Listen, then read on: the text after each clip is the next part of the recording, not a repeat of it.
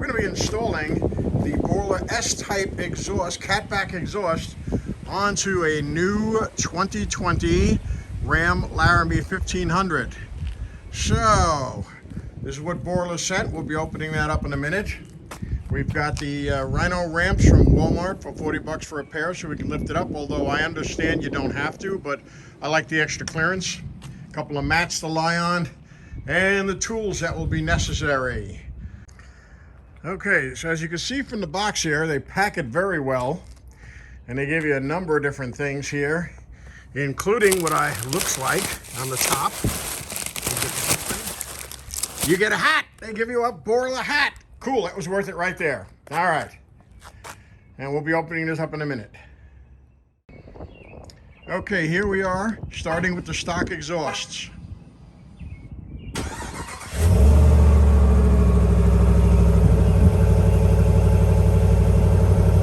That's what it sounds like.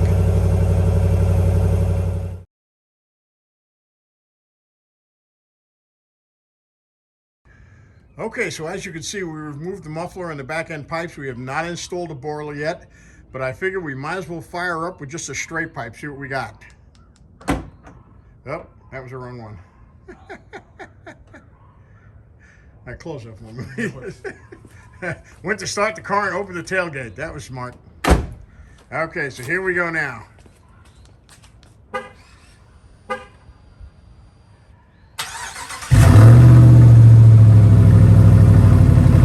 don't sound bad like that. Who needs pipes, right?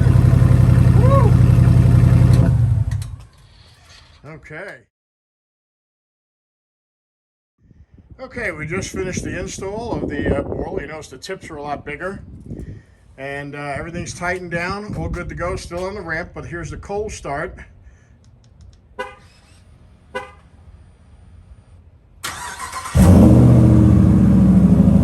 that's sweet. That is sweet music.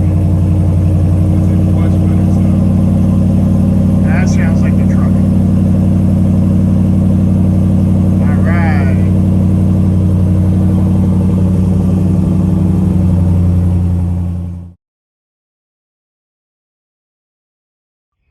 Okay, here's another look at the Ram 1500 after the Borla install. You see the tips are much larger. In fact, they're 6 inches long as opposed to the 4-inch ones that were on the truck. So we're going to do another cold start here. One more from a side position.